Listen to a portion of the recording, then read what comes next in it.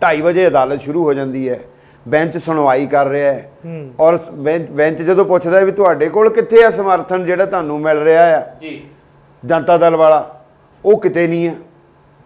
ਇਸੇ ਕਰਕੇ 4:30 ਵਜੇ ਫਿਰ ਠੱਪ ਕਰਨੀ ਪੈ ਗਈ, ਰੋਕ ਲਾਉਣੀ ਪੈ ਗਈ ਔਰ ਸ਼ੁੱਕਰਵਾਰ ਤੇ ਪਾ ਦਿੱਤਾ ਗਿਆ ਕਿ ਸ਼ੁੱਕਰਵਾਰ ਨੂੰ 10 ਵਜੇ ਫਿਰ ਸੁਣਵਾਈ ਹੋਏਗੀ ਇਸ ਸਾਰੇ ਮਾਮਲੇ ਦੀ, ਇਸ ਸ਼ਿਕਾਇਤ ਨੂੰ ਲੈ ਕੇ। ਔਰ ਕਿਹਾ ਗਿਆ ਕਿ ਜਦੋਂ ਆਪਾਂ ਨੂੰ ਪੁੱਛਿਆ ਜਾਏਗਾ ਕਿ ਤੁਹਾਡੇ ਕੋਲ ਬੀਜੇਪੀ ਕੋਲ ਕਿਹੜੇ ਵਿਧਾਇਕਾਂ ਦਾ ਸਮਰਥਨ ਹੈ ਜਿਸ ਆਧਾਰ ਤੇ ਤੁਸੀਂ ਮੁੱਖ ਮੰਤਰੀ ਦੀ ਸਹੁੰ ਚੱਕ ਲਈ ਹੈ, ਉਹ ਹੁਣ ਇੱਕ ਦਿਨ ਹੋਰ ਟਲ ਗਿਆ ਹੈ।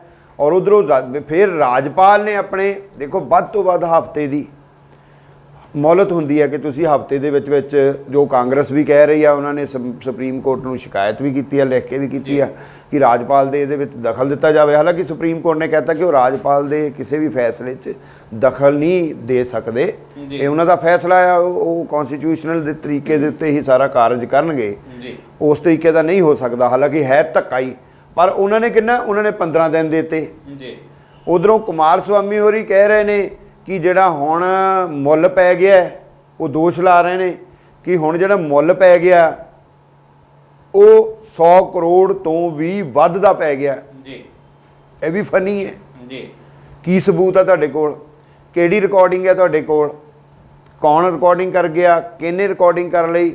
ਤੁਸੀਂ ਤਾਂ ਸਾਰੇ ਆਪਣੇ ਵਿਧਾਇਕ ਚੱਕ ਕੇ ਇੱਕ ਰਿਜ਼ੋਰਟ 'ਚ ਲੈ ਗਏ ਔਰ ਜਹਾਜ਼ਾਂ 'ਚ ਵਿਧਾਇਕ ਲੈ ਗਏ ਔਰ ਬੱਸ ਦੇ ਵਿੱਚ ਪਹਿਲੀ ਵਾਰ ਮੈਂ ਦੇਖਿਆ ਸੀਗਾ ਕਿ ਉਹ ਕਰੋੜਾਂਪਤੀ ਵਿਧਾਇਕ ਜਿਹੜੇ ਬੱਸ 'ਚ ਜਾ ਰਹੇ ਨੇ ਹੈ ਨਾ, ਉਸ ਸਾਰੇ ਰਿਜ਼ੋਰਟ ਦੇ ਵਿੱਚ ਤੁਸੀਂ ਰੱਖ ਰਹੇ ਹੋ।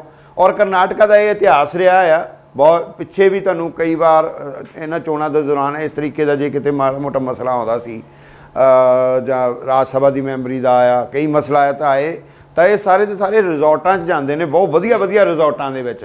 ਇਟਸ ਆਲਸੋ ਫਨੀ ਹੈ ਨਾ। ਤੁਸੀਂ ਹਰ ਧਿਰ ਮਤਲਬ ਇਹ ਹੈ ਕਿ ਆਪਣੇ ਵਿਧਾਇਕਾਂ ਦੇ ਉੱਤੇ ਵਿਸ਼ਵਾਸ ਨਹੀਂ, ਵਿਧਾਇਕਾਂ ਦਾ ਆਪਣੀ ਪਾਰਟੀ ਨਾਲ ਇਮਾਨਦਾਰੀ ਵਾਲਾ ਕੰਮ ਹੈ ਨਹੀਂਗਾ ਵੀ ਜਦੋਂ ਮਰਜ਼ੀ ਟੁੱਟ ਸਕਦੇ ਪੈਸੇ। ਬਿਲਕੁਲ। ਔਰ ਉਹ ਪੈਸੇ ਕਿੱਥੋਂ ਆਉਂਦੇ ਆ, ਕਿੱਥੇ ਜਾਂਦੇ ਆ, ਕਿਹੜੇ ਖਾਤੇ 'ਚ ਜਾਂਦੇ ਆ, ਕੋਈ ਰਿਕਾਰਡ ਨਹੀਂ, ਕੋਈ ਦਿਖਦਾ ਨਹੀਂ, ਕੋਈ ਮਤਲਬ ਇੱਕ ਨਾ ਵਿਅੰਗ ਵਰਗੀ ਸਥਿਤੀ ਬਣੀ ਹੋਈ ਹੈ। ਫਿਰ ਜੇ ਉਹ ਕਹਿੰਦੇ ਨੇ ਤਾਂ ਇਹ ਵੀ ਕਹਿੰਦੇ ਨੇ ਕਿ 5 ਵਿਧਾਇਕ ਜਿਹੜੇ ਆ ਬੀਜੇਪੀ ਦੇ ਉਹ ਸਾਡੇ ਨਾਲ ਜੁੜੇ ਹੋਏ ਨੇ, ਸਾਡੇ ਨਾਲ ਇਨ ਟੱਚ ਨੇ, ਯਾਨੀ ਉਹ 5 ਉਹਨਾਂ ਦੇ ਜੇ ਸਾਡੇ ਖਿੱਚਣਗੇ ਅਸੀਂ ਉਹਨਾਂ ਦੇ 5 ਖਿੱਚ ਲਾਂਗੇ, ਤਾਂ ਫਿਰ ਕਿਹਨੂੰ ਨੈਤਿਕ ਕਹੀਏ ਤੇ ਕਿਹਨੂੰ ਅਨੈਤਿਕ ਕਹੀਏ ਜੀ।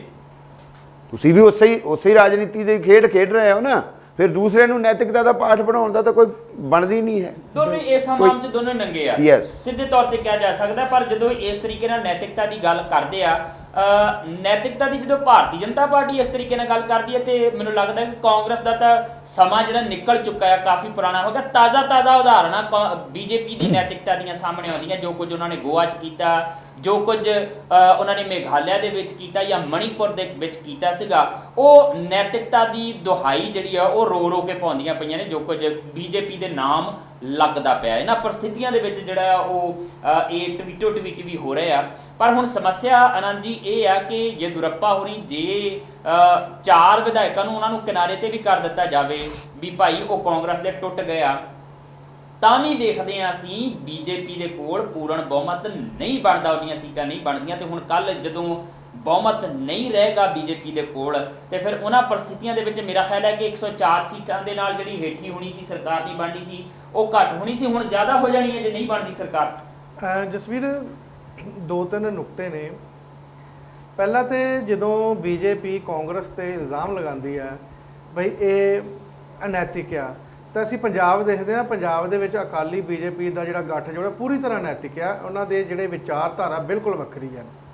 ਹੁਣ ਤੁਸੀਂ ਆਪਾਂ ਗੱਲ ਕਰਦੇ ਹਾਂ ਬਈ 104 ਪੀਡੀਪੀ ਨਾਲ ਵੀ ਅਨੈਤਿਕ ਹੀ ਹੈ, ਇਸ ਹਿਸਾਬ ਨਾਲ ਬਿਲਕੁਲ ਪੀਡੀ ਨਾਲ ਅਨੈਤਿਕ ਹੈ, ਤ੍ਰਿਪੁਰਾ ਵਿੱਚ ਅਨੈਤਿਕ ਆ, ਵੱਖਵਾਦੀਆਂ ਨਾਲ ਇਹਨਾਂ ਨੇ ਬਣਾਏ ਹੋਏ ਨੇ ਸਾਰਾ ਕੁਝ।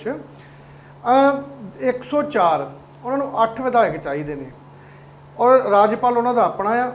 ਜੋ ਸਾਨੂੰ ਖਦਸ਼ਾ ਸੀ ਵੀ ਰਾਜਪਾਲ ਨੇ ਆਪਣੀ ਜਿਹੜੀ ਉਹਦੀ ਮਾਤਰ ਪਾਰਟੀ ਆ ਉਹਦੇ ਨਾਲ ਵਫਾਦਾਰੀ ਨਿਭਾਣੀ ਆ, ਉਹਨਾਂ ਨੇ ਇਸ ਵੇਲੇ ਤੇ ਪ੍ਰਧਾਨ ਮੰਤਰੀ ਨਾਲ ਵੀ ਵਫਾਦਾਰੀ ਨਿਭਾਈ ਸੀ 2001 'ਚ, ਜਦੋਂ ਆਪਣੀ ਸੀਟ ਛੱਡ ਕੇ ਉਹਨਾਂ ਨੂੰ ਦਿੱਤੀ ਸੀ।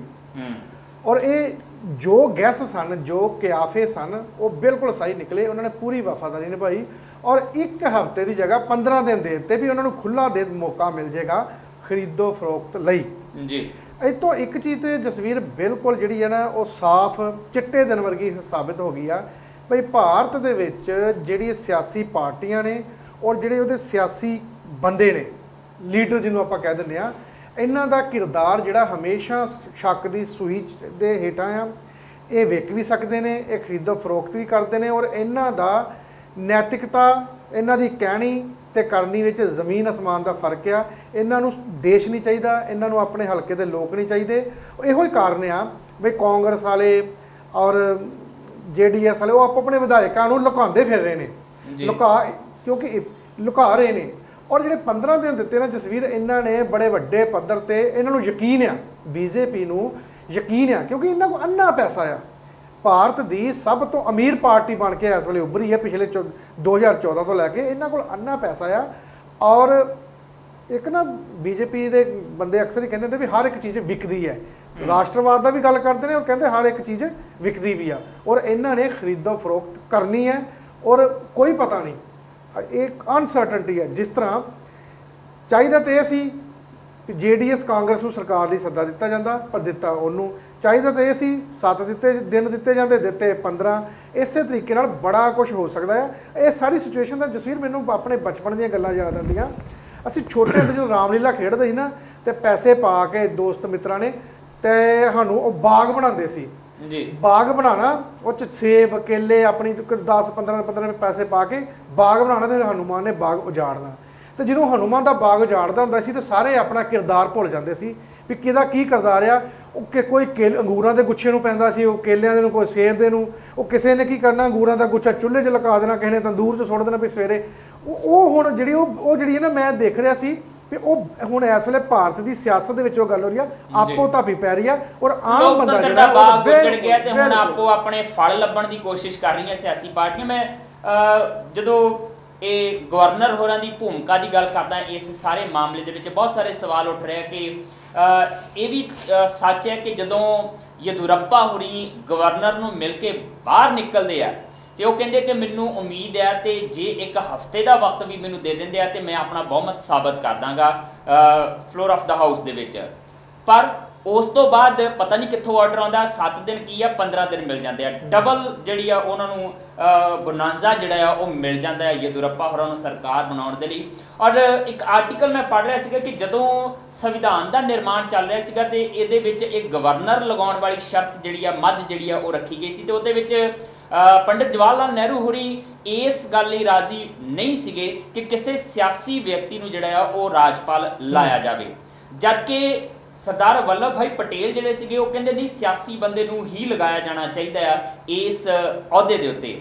ਤੇ ਇਹਨਾਂ ਦੋਨਾਂ ਦੇ ਇਸ ਥੋੜੇ ਜਿਹਾ ਤਣਾਅ ਨੂੰ ਦੇਖਦਿਆਂ ਹੋਇਆਂ ਡਾਕਟਰ BR ਅੰਬੇਦਕਰ ਹੋਰਾਂ ਨੇ ਇਹ ਸੁਝਾਅ ਦਿੱਤਾ ਸੀਗਾ ਕਿ ਜਿਹੜਾ ਵਿਅਕਤੀ ਭਾਵੇਂ ਸਿਆਸਤ 'ਚ ਹੋਵੇ, 5 ਕੁ ਸਾਲ ਸਿਆਸਤ ਤੋਂ ਜਿਹੜਾ ਬਾਹਰ ਰਹਿੰਦਾ, ਐਕਟਿਵ ਪੋਲਿਟਿਕਸ ਤੋਂ ਕਿਨਾਰੇ ਤੇ ਰਹਿੰਦਾ, ਉਹਨੂੰ ਰਾਜਪਾਲ ਲਾਇਆ ਜਾ ਸਕਦਾ ਆ। ਤੇ ਹੁਣ ਜਿਹੜੀ ਇਹ ਐਕਟਿਵ ਪੋਲਿਟਿਕਸ ਤੋਂ ਪਰ ਇਹਦੀ ਗੱਲ ਨਹੀਂ ਹੈ, ਪੈਸਿਵ ਪੋਲਿਟਿਕਸ ਨਹੀਂ, ਹੁਣ ਰਾਜਪਾਲ ਵੀ ਐਕਟਿਵ ਪੋਲਿਟਿਕਸ ਦਾ ਹੀ ਹਿੱਸਾ ਬਣਦਾ ਜਾ ਰਿਹਾ। ਜਦੋਂ ਇੱਥੇ ਅਸੀਂ ਕਰਨਾਟਕ ਦੇ ਵਿੱਚ ਦੇਖਦੇ ਹਾਂ, ਜਦੋਂ ਅਸੀਂ ਮੇਘਾਲਿਆ ਦੇ ਵਿੱਚ ਦੇਖਦੇ ਹਾਂ, ਜਦੋਂ ਅਸੀਂ ਮਣੀਪੁਰ ਦੇ ਵਿੱਚ ਦੇਖਦੇ ਹਾਂ, ਸੋ ਉੱਥੇ ਲੱਗਦਾ ਹੈ ਕਿ ਨਹੀਂ, ਇਹ ਐਕਟਿਵ ਪੋਲਿਟਿਕਸ ਦਾ ਹੀ ਹਿੱਸਾ ਆ। ਰਾਜਪਾਲ ਦੀਆਂ ਕਿਹੜੀਆਂ ਜ਼ਿੰਮੇਵਾਰੀਆਂ ਹੋਣੀਆਂ ਚਾਹੀਦੀਆਂ, ਕਿਵੇਂ ਉਹਨਾਂ ਜ਼ਿੰਮੇਵਾਰੀਆਂ ਨੂੰ ਨਿਭਾਉਣਾ ਹੈ ਉਹਨੇ, ਉਹ ਸਾਰੀਆਂ ਚੀਜ਼ਾਂ ਨੂੰ ਛੱਡ ਕੇ ਉਹ ਆਪਣੀ ਪਾਰਟੀ ਦੇ ਨਾਲ ਵਫਾਦਾਰੀ ਨਿਭਾਉਂਦਾ ਆ। ਇਹੀ ਕਾਰਨ ਹੈ ਕਿ ਇਸ ਸਾਰੇ ਘਟਨਾਕ੍ਰਮ ਦੇ ਬਾਅਦ ਜਿੱਥੇ ਇੱਕ ਪਾਸੇ ਕਾਂਗਰਸ ਅਦਾਲਤ ਦਾ ਦਰਵਾਜ਼ਾ ਖੜਕਾਉਂਦੀ ਹੈ, ਉੱਥੇ ਦੂਜੇ ਪਾਸੇ ਮਸ਼ਹੂਰ ਵਕੀਲ ਰਾਮ ਜੇਠ ਮਲਾਨੀ ਵੀ ਪਟੀਸ਼ਨ ਪਾ ਦਿੰਦੇ ਆ ਸੁਪਰੀਮ ਕੋਰਟ ਦੇ ਵਿੱਚ ਕਿ ਭਾਈ ਇਹ ਜਿਹੜੀ ਰਾਜਪਾਲ ਦੀ ਭੂਮਿਕਾ ਹੈ ਕਰਨਾਟਕ ਸਰਕਾਰ ਬਣਨ ਦੇ ਵਿੱਚ, ਉਹਦੀ ਜਿਹੜੀ ਜਾਂਚ ਕੀਤੀ ਜਾਵੇ, ਉਹਦੇ ਉੱਤੇ ਚੈੱਕ ਲਗਾਇਆ ਜਾਵੇ, ਔਰ ਉਸ ਪਟੀਸ਼ਨ ਨੂੰ ਵੀ ਕਬੂਲ ਕਰ ਲਿਆ ਗਿਆ। ਹੁਣ ਦੇਸਰਾਜ ਕਾਲੀ ਜੀ, ਸਿੱਧੇ ਤੌਰ ਤੇ ਰਾਜਪਾਲ ਵਾਲੇ ਮਸਲੇ ਦੇ ਉੱਤੇ ਵੀ ਚਰਚਾ ਮੁਲਕ 'ਚ ਛਿੜ ਜਾਣੀ ਹੈ, ਛਿੜੀ ਹੀ ਹੋਈ ਹੈ। ਬਲਕਿ ਜਸਵੀਰ ਇਹਦੇ ਨਾਲ ਮੈਂ ਨੁਕਤਾ ਜੋੜਦਾ ਹਾਂ, ਰਾਜਪਾਲ ਦੀ ਜਿਹੜੀ ਤੁਸੀਂ ਐਕਟਿਵ ਪੈਸਿਵ ਭੂਮਿਕਾ ਦੀ ਗੱਲ ਕੀਤੀ ਹੈ ਕਿ ਉਹ ਭਾਵੇਂ ਪੈਸਿਵ ਹੋ ਜਾਣ ਜੀ, ਪਰ ਉਹਨਾਂ ਦੀ ਜਿਹੜੀ ਇੱਕ ਆਈਡੀਓਲੋਜੀਕਲ ਕਮਿਟਮੈਂਟ ਹੁੰਦੀ ਆ, ਵਿਚਾਰਧਾਰਕ ਪ੍ਰਤੀਬੱਧਤਾ ਜਿਹੜੀ ਹੁੰਦੀ ਆ। ਤੁਸੀਂ ਬਦਨੌਰ ਹੋਰਾਂ ਦਾ ਲੈਕਚਰ ਸੁਣਿਆ, ਆਪਾਂ ਕੱਲ੍ਹ ਵੀ ਡਿਸਕਸ ਕੀਤਾ ਸੀਗਾ, ਉਹ ਸਾਰੇ ਦਾ ਸਾਰਾ ਲੈਕਚਰ ਸੰਘੀ ਆਈਡੀਓਲੋਜੀ ਜਿਹੜੀ ਆਲ ਓਵਰ ਇਨ ਦਾ ਇੰਡੀਆ ਇਸ ਟਾਈਮ ਟਰੈਵਲ ਕਰ ਰਹੀ ਆ, ਇਸ ਟਾਈਮ ਫੈਲਾਈ ਜਾ ਰਹੀ ਆ, ਇਸ ਟਾਈਮ ਪ੍ਰਸਾਰੀ ਜਾ ਰਹੀ ਆ, ਉਹ ਸਾਰਾ ਬਿਆਨ ਉਹਦੇ ਤੇ ਹੀ ਆਧਾਰਿਤ ਹੈ ਜੀ। ਠੀਕ ਹੈ ਨਾ। ਹੁਣ ਇਸ ਆਪਣੇ ਰਾਜਪਾਲ ਹੋਰਾਂ ਨੇ ਜੋ ਕੀਤਾ ਹੈ ਉਹ ਸਾਰੇ ਦਾ ਸਾਰਾ ਨਾਟ ਓਨਲੀ ਪਾਰਟੀ ਪ੍ਰਤੀਬੱਧਤਾ, ਪਾਰਟੀ ਦੇ ਪ੍ਰਤੀ ਆਪਣੀ ਪ੍ਰਤੀਬੱਧਤਾ ਉਹਨਾਂ ਨੇ ਜ਼ਾਹਰ ਕੀਤੀ ਆ, ਬਲਕਿ ਵਿਚਾਰਧਾਰਕ ਪ੍ਰਤੀਬੱਧਤਾ ਜਿਹੜੀ ਹੈ ਨਾ ਉਹਦੇ ਵੱਲ ਵੱਧ ਧਿਆਨ ਦਿੱਤਾ ਜਾ ਰਿਹਾ ਹੈ। ਸਾਰੇ ਗਵਰਨਰਸ ਦੇ ਤੁਸੀਂ ਉਹਨਾਂ ਦਾ ਐਟੀਟਿਊਡ, ਉਹਨਾਂ ਦਾ ਕਾਰ ਵਿਹਾਰ, ਉਹਨਾਂ ਦੇ ਬਚਨ, ਉਹਨਾਂ ਦੇ ਜੋ ਬੋਲਦੇ ਨੇ, ਜੋ ਉਹ ਬਿਆਨ ਦਿੰਦੇ ਨੇ, ਜਿਸ ਤਰੀਕੇ ਦੇ ਫੰਕਸ਼ਨਾਂ 'ਚ ਜਾਂਦੇ ਨੇ ਔਰ ਉੱਥੇ ਜਿਸ ਤਰੀਕੇ ਦੇ ਉਹਨਾਂ ਦੇ ਭਾਸ਼ਣ ਹੁੰਦੇ ਨੇ, ਜਿਸ ਤਰੀਕੇ ਦੇ ਉਹ ਉਦਘਾਟਨ ਕਰਦੇ ਨੇ, ਉਹ ਸਾਰੇ ਦਾ ਸਾਰਾ ਤੁਸੀਂ ਨਾ ਅਗਰ ਵਾਚ ਕਰਦੇ ਆ ਬੜੀ ਗੌਰ ਨਾਲ ਤਾਂ ਤੁਹਾਨੂੰ ਸਾਫ਼ ਤੇ ਸਪਸ਼ਟ ਦਿਖਾਈ ਦਿੰਦਾ ਆ ਕਿ ਇਕੱਲੀ ਪਾਰਟੀ ਪ੍ਰਤੀਬੱਧਤਾ ਨਹੀਂ ਆ, ਵਿਚਾਰਧਾਰਕ ਪ੍ਰਤੀਬੱਧਤਾ ਉਹਦੇ ਤੋਂ ਕਿਤੇ ਵੱਧ ਹੈ।